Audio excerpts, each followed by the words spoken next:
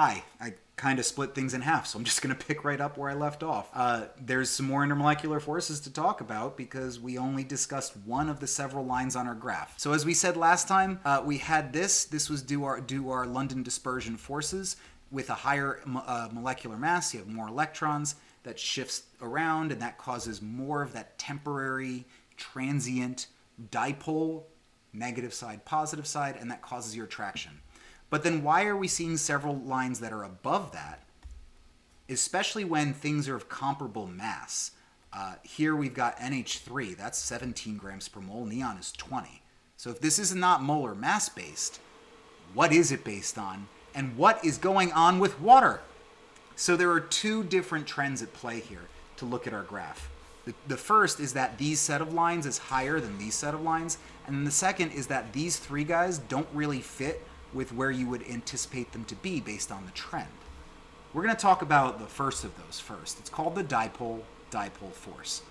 While it's the case that all particles with electrons have this dispersion force, there's a stronger set of forces that will act based on permanent dipoles. Anytime there's a polar covalent molecule, not polar bond, there is a negative side and a positive side. And the negative side of two molecules will repel each other, and the negative and the positive side of two molecules will attract each other. And that attraction is based off of a permanent partial charge. So since it's permanent, the interaction is going to be stronger than you'd see for nonpolar substances. So there must be more attraction present. We can draw that conclusion. The fact that these lines are higher up indicate that there is more attraction than the nonpolar analogs. Simple enough. To talk about why you would have a stronger or a weaker dipole-dipole force, you'd have to get into a bit of a discussion of how polar, which is not something we've really done too much with. If you had, say, two hydrogen chloride molecules versus two hydrogen iodide molecules, you could look at the relative electronegativity difference and say, because there's a larger electronegativity difference here, the partial charges on the hydrogen and chlorine will be greater, and these will be smaller, and so there will be less of an attraction, and therefore you'd predict maybe HI would have a lower boiling point, but then there's also the dispersion force to worry about, so we try not to get too much into it. What I do say is that the substances that display the dipole-dipole force in general at similar masses have stronger attractions between them than substances only displaying the dispersion force. So when you're comparing HI to I2, the HI should end up having a higher boiling and melting point. Even though iodine is, well, heavier, it's still like in the same relative ballpark. In general, these polar molecules, higher melting and boiling point. But again, what's up with the water? There's something going on. I mean, if the temperatures are higher, these are the boiling points. If the boiling points are higher, well, obviously water is a polar molecule. We spent a long time talking about that. But there's something else at play than just dipole-dipole, because if it was just dipole-dipole, I'd expect to see water having a boiling point around 200 Kelvin, which is, below 0 Celsius. So there must be something else at play. And the something else at play is that there's something weird about nitrogen, oxygen, and fluorine. They're found in period 2, groups 15, 16, and 17 on the periodic table. This represents a very specific special subset of the atoms that you find on the periodic table. They are nonmetals, they are some of the smallest nonmetals, and they make covalent bonds. And when they make those covalent bonds, this is where you have a high electronegativity, small atomic radius particle. This means that these polar bonds here are going to be extrapolar, like ridiculously polar. This also means that this partial charge is distributed over a very tiny particle.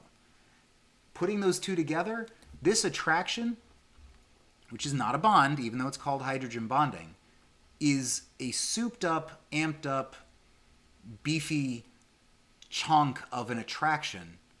Not as strong as a covalent bond, not as strong as an ionic or a metallic interaction, but as far as these attractions go, way higher than your dipole-dipole, or your dispersion forces. And what you do, just to really illuminate that, this one here, this is water, and this is hydrogen sulfide. And you can see, just for comparison, first off, remember that sulfur has an electronegativity of like 2.6, and hydrogen has an electronegativity of 2.2. So that's a borderline polar bond anyway.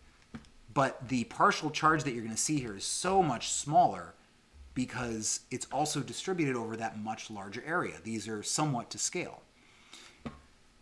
There is a difference between what we would call a hydrogen bond, which is an interaction. If you want, you can put air quotes around that every time mentally, and a covalent bond. The covalent bonds are felt within an intramolecular force, and the hydrogen bonds are felt between two molecules, an intramolecular force. Just to be 100% clear, I do want to point out that not every substance that has hydrogen in it displays hydrogen bonding. CH4, which is methane, is a nonpolar symmetrical substance. There would be no hydrogen bonding here. The only force present, the strongest force that it has at its disposal, is the dispersion force. The presence of this OH bond here in this ethanol molecule tells me that this is a hydrogen bonded substance when you get a bunch of these together. The hydrogen and oxygen end will have similar interactions in one methane and a methanol and another, as does water. They have similar interactions because of this hydrogen bonded to oxygen interacting with another hydrogen setup. This setup is the hydrogen bonding. So as long as you have a really, really positive hydrogen lining up with a really, really negative oxygen across two molecules, you get your hydrogen bonding happening. And that's about it. I think that explains everything we see on the graph. The general upward trend here is due to your dispersion forces, as we said last time. The fact that these groups are higher up is due to the dipole-dipole force because these are polar molecules. There is still an upward trend in the dipole-dipole polar molecules because there is still a dispersion force. The dispersion force is the upward trend, I guess upward that way. The dipole-dipole is why the whole line is higher. And then your hydrogen bonding, which is this souped up version, knocks them up higher above almost anything else, especially in its weight class. Obviously, you can see, hydrogen fluoride and this BiH3, this bismuth hydride, have similar boiling points, but the mass of bismuth hydride is so much higher, and that's the point it has to get pushed to equal the attraction that's happening with this tiny little HF particle. Hopefully this illuminates a bit of why carbon dioxide and water have such different melting sublimation points. Carbon dioxide, don't forget, is a nonpolar molecule. So the only thing going on here is your dispersion forces. Water is a bent, hyperpolar, hydrogen bonded molecule between waters, of course. So this is your hydrogen bonding taking place. And that's going to say that the attraction is way greater, which is going to cause the melting and the boiling point to be way higher than you would expect to see out of a carbon dioxide. Thanks for watching.